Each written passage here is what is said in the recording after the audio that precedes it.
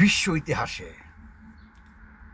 আমাদের বাংলাদেশের মা বোনদের মতো এমন কর্মঠ পরিশ্রম এবং এত কঠোর ধৈর্য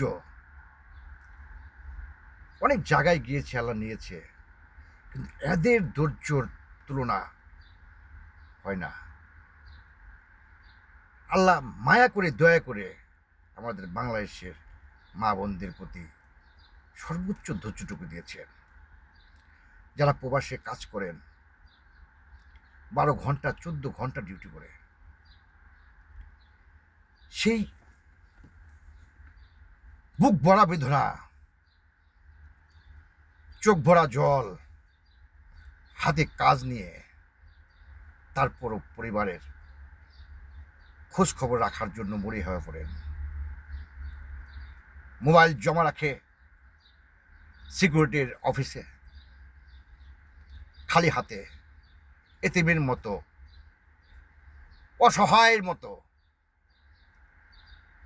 হাঁটি হাঁটি পা পা করে কর্মের দিকে ছুটে চলে। 12 ঘন্টা 13 ঘন্টা ডিউটি করে পুনরায় বাসায় ফিরে, কারণ মেয়েদের তো অনেক কাজ থাকে। যেসব ভাইয়েরা আপনাদের বউদের বিদেশে পাঠাইছেন, তারা তো মাশাল্লাহ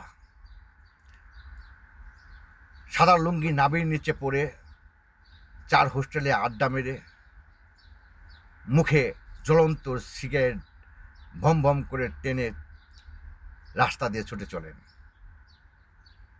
একবার কি ভাবেন যে আপনার ওয়াইফটা কত কষ্ট করে তার যৌবনের সর্বোচ্চটুকু ত্যাগ করে, একজন মা তার সন্তানদের মায়া মোহাব্বত ভুলে এই মরুর চরে পড়ে আছেন।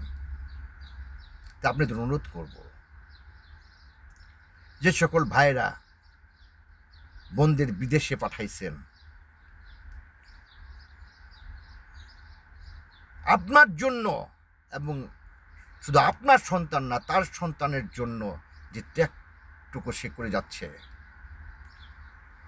তার থেকে যদি এক পরিমাণ এবং চুল পরিমাণ যদি তার প্রতি আপনি অবহেলিত হন, কাল কিয়ামতের ময়দানে মাপ পাবেন না,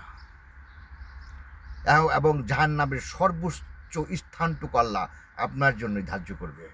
তাই বলি, নারী পুরুষ সম্মিলিতভাবে কাজ করেন, কাজে লজ্জা নাই, কাজে মানুষ বাঁচায়, কাজে মানুষকে ভালো রাখে, কাজে মানুষকে সুস্থ রাখে, কাজে মানুষের ধ্যান জ্ঞান সর্বোচ্চ সচল করে। কাজকে অবহেলিত করে ওয়াইফদের প্রবাসে পাঠিয়ে নিজে সাদা লুঙ্গি নাবির নিচে পড়ে ভম ভম করে ঘুরবেন, বিচার কিন্তু আপনার কঠিন বিচার দাঁড় হয়ে আছে, সেটা বলে যান না। আল্লাহ দুনিয়ার সকলকেই সঠিক এবং সৎ বুঝ দান করেন। আল্লাহর দরবারে সেই ফরিয়াদটুকু করছি।